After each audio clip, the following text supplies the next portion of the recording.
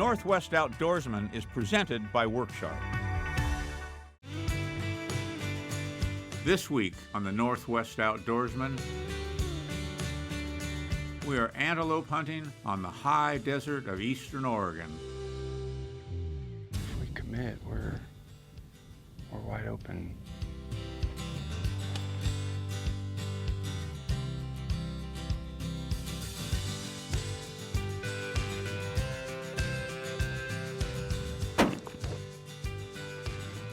The Northwest Outdoorsman, presented by Worksharp, is brought to you by Max Lure, Explore the Dalles, Good Day Fishing, Timbo Dust, 4-Play Turkey Call, Valley Marine, the Northwest Outdoorsman Rod Series. The wide open sagebrush habitats that hold pronghorn antelope are some of the most iconic settings in western landscapes. Pronghorn are found throughout most western states, and hunting opportunities are available by draw. Their distribution is reduced compared to the days of Lewis and Clark, but there are huntable populations in many states, including Oregon. Justin Herold was fortunate to draw one of the coveted tags in southern Oregon, and he invited Nick Wagner and Rich Harrod to join the adventure. The weather is hot, the company is great, and antelope keep the guys moving.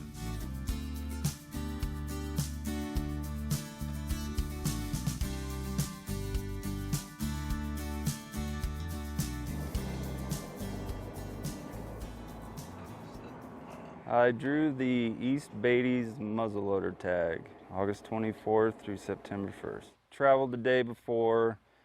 I didn't have time to do any on-the-ground boots scouting, so I did a lot of e-scouting and just basically concentrated most of my efforts on water holes. Made it. I'll take one. Justin and I have known each other for quite a few years, and we've hunted together. So when he called me about this antelope hunt, I was really excited for this adventure. Both sets of keys are right here. Truck and trailer. I think so.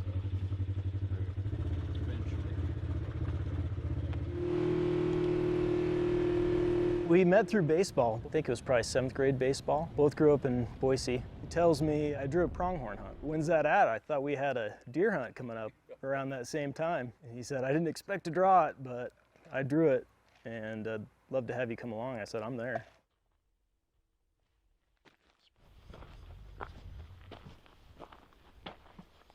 No tracks.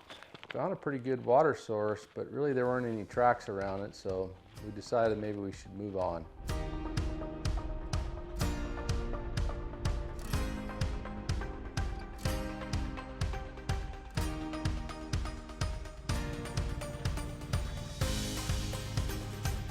Once we decided that our first spot was not so doable, loaded up, went up the road to another area that we had access into.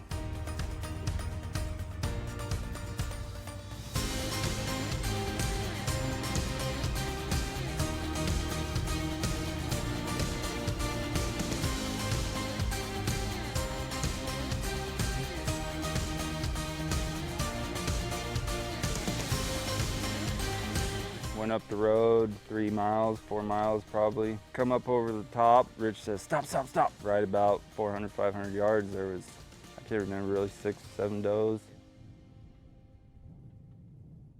Looking like old does. Does? Doe skis. No buck skis. First ones, it's a good sign. Yeah, I had to get my eye trained. Just you guys picking them out with the plain eye was blowing me away. So it took me a few days, but then I started getting it dialed in.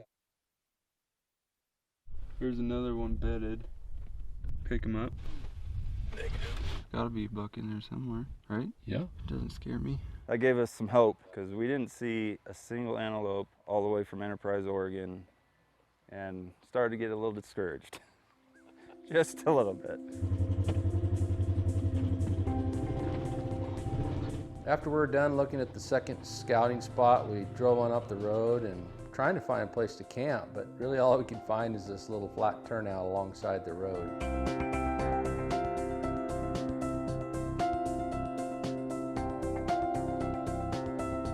Yeah, it was just a little side road off the main highway there, and had a nice turnaround, parked her and made her work.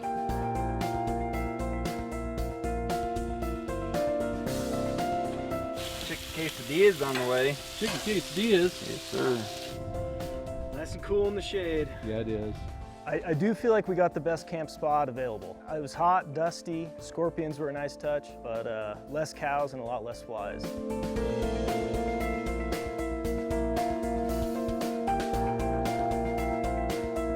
Sat down and there's a pretty nice flat field with the draw. Kept peeking around the trailer and I'm like, antelope. Craziest thing. I'm sitting here eating dinner and I just keep seeing something move in that draw right there. And Coming up after the break,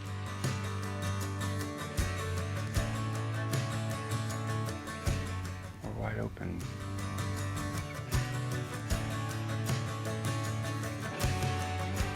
the Northwest Outdoorsman, presented by Worksharp, is brought to you by Max Lure, Explore the Dalles, Good Day Fishing, Valley Marine, the Northwest Outdoorsman Rod Series. Welcome back. This segment is brought to you by Foreplay Turkey Call, what every Tom wants. The guy spots some antelope.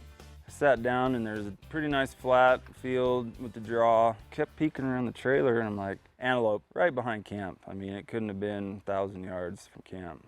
I was like, that's gotta be antelope. So hop up, grab the binoculars, and 4 does and a buck. What the heck? Right here by camp. 700 yards from camp.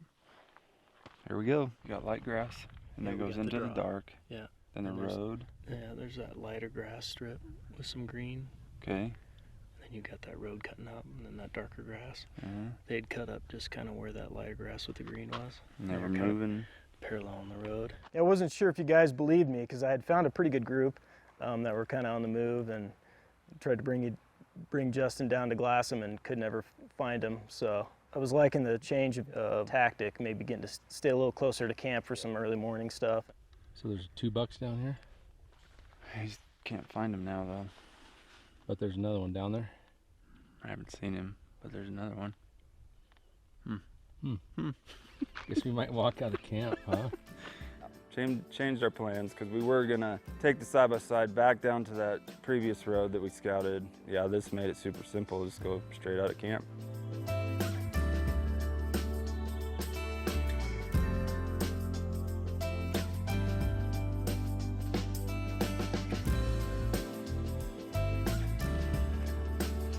I got up about 5, walked straight out of camp, had an idea of possibly where those antelope had gone from the last evening.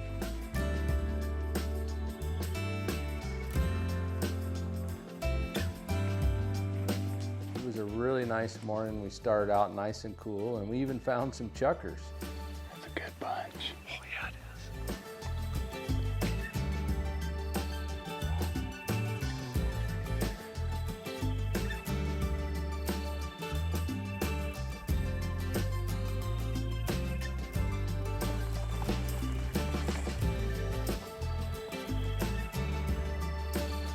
Just slow and steady, nice little stalk. It's kind of rolling, gradual. Got a lot of little folds, small draws, you know, pretty open down below you. So if anything was down below, you'd have a pretty good chance. See if I can look up.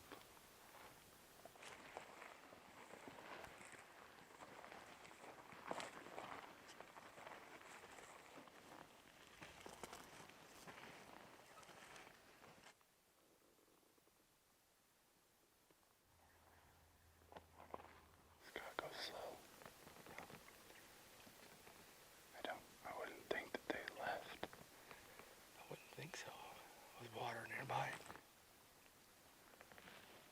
Get out. My buddy Nick goes, there's some. Like, where? You know, because I was concentrated solely on what was in front of me because I thought they were just going to jump up. It's kind of looking off in a different direction than what we were really trying to hunt. Caught them pretty high on the hill. Looked like they'd probably just crested over from maybe their bedding area on the backside of some buttes. Looked like there might be a buck in the group, and we sat down and got some eyes closer on it, and sure enough there was. So If they get on the other side of that knob, I'm going.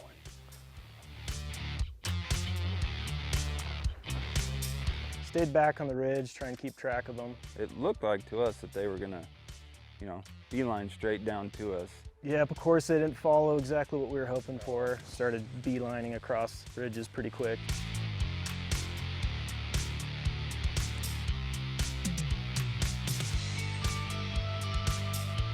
Well, we decided that we would try to cross down this little draw and up the other side, but it was so wide open I just didn't know if it was going to work.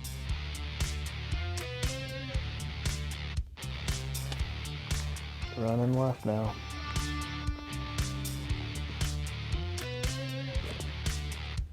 If he gets in there, we're going.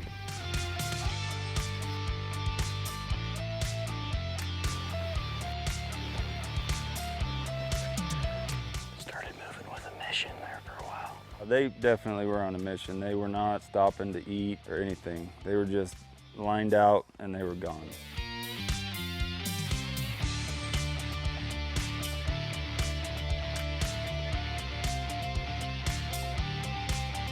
Figured, well, let's just keep following and see what the terrain does. Popped up and there was another buck, and the other buck that we were after.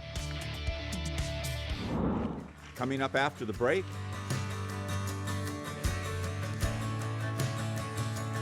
A little spring right there. I like it. Like a little juniper down your neck first thing in the morning. the Northwest Outdoorsman, presented by Worksharp, is brought to you by Max Lure, Explore the Dalles, Good Day Fishing, Timbo Dust, 4-Play Turkey Call, Valley Marine, the Northwest Outdoorsman Rod Series. Welcome back. Justin is hot on the trail of the antelope buck.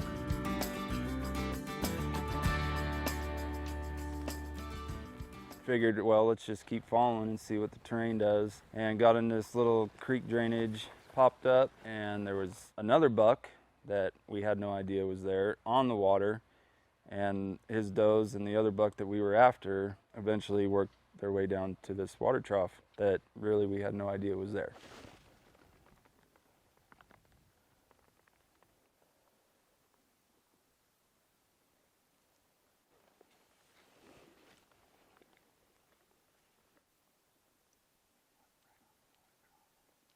And eventually we dropped down in a little draw and started up on this flat, and we got behind this rock and we really couldn't go any further.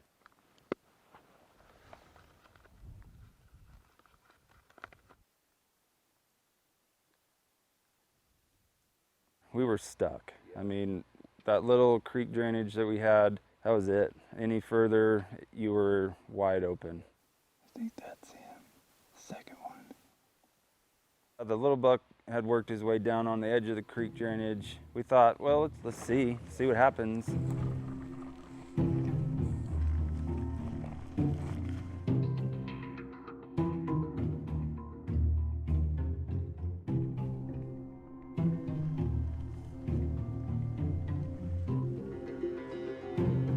It was tough to move in that stuff regardless. You know, there's 3 of us walking around and they have really good eyesight for a reason. As soon as we stood up out of our little hide behind rock shelter that we had, yeah, he stood up and gone. Went back to camp. You know, it was really good. You know, it was good to see what the terrain, it was good to find water. That was huge.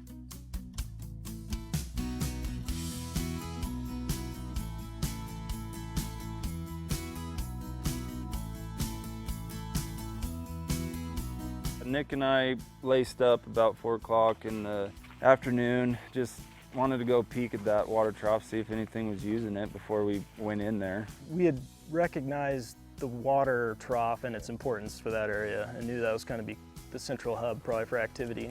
We figured maybe get up high, see if they're using it throughout the day, and if not, at least come up with a better approach.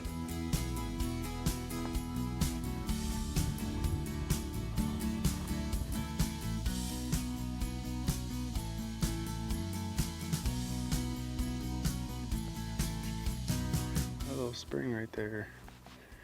I like it. Right when we put the glass on, there was 3 bedded right next to the water holes. They kind of got up and fed uphill, and we're like, well, they're using it. They're using it all day long.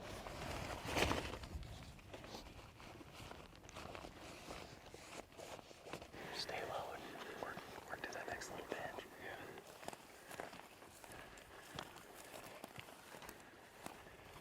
think the right approach was chosen. We were able to stay in a ditch for most of it. Some small depressions probably got us within 200 of the water. The idea was, you know, because it came up and then it was just flat. And so we're like, well, let's pop open the decoy and hold it up and let's just walk to the water hole. As soon as we crested over, there was a little buck standing there. He was kind of like this and we were kind of like this, you know, and that decoy kept his curiosity for quite some time. I mean, if it was a shootable buck that's respectable that I wanted to pursue, it probably would have worked. Staked the decoy up and just sat behind the decoy for the evening. Every direction seemed that we looked, they were there. They just didn't commit.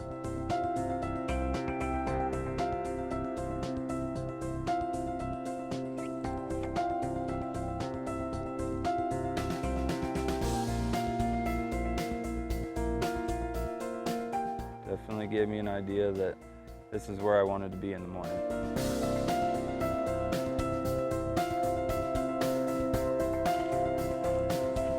And we're hiking back to camp, walking with the headlight down, and I'm like, there's a scorpion.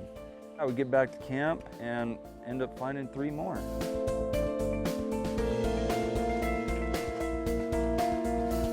I got up about 4 o'clock in the morning, hiked in the dark.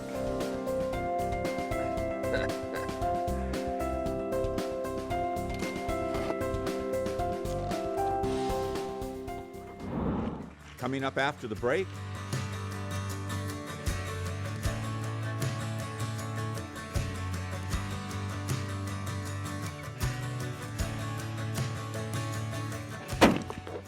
the Northwest Outdoorsman, presented by Worksharp, is brought to you by Max Lure, Explore the Dalles, Good Day Fishing, Valley Marine, the Northwest Outdoorsman Rod Series. Welcome back. This segment is brought to you by Tembo Tusk, quick and easy outdoor cooking. Now, the guys are up early. I got up about 4 o'clock in the morning, hiked in the dark. I just thought, hey, let's get some shrubbery and grass and let's make our own blind. Nothing like a little juniper down your neck first thing in the morning. We had to do a little limbing, a little thinning, packed some material with us up the hill quite a ways. But it was a smart call, good call by Justin. That was probably the best, sturdiest material we could actually get some coverage with. Got to that black pipe again. I was like, I think we're too close. I think we need to back off the water. Looking around and there's a boulder. They just haven't started the morning migration in for water. Copy. I like your attitude. Just minutes away. They started moving just a little bit after sunup. I spotted a forky buck and 3-point. It looked like to me that they were gonna come to water. The forky did. And I was like, this is perfect, guys. This is gonna give us an idea of if this is gonna work or not.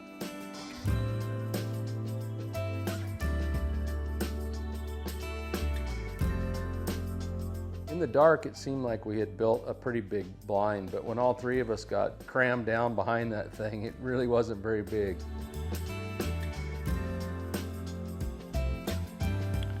Wrong species. But it worked, so that's a good sign. Nick, Eagle Eyes this trip, did awesome glassing for us. Yeah, he's like, well, there's some. Pretty soon, it was like, yeah, they're gonna come.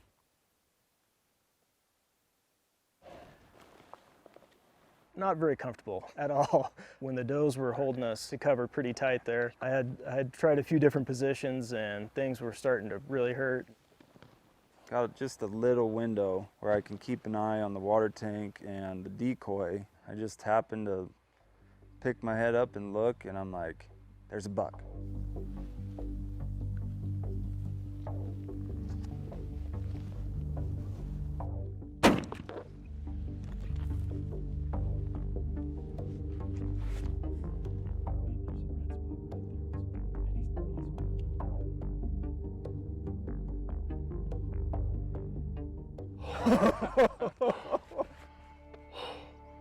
Holy fuck.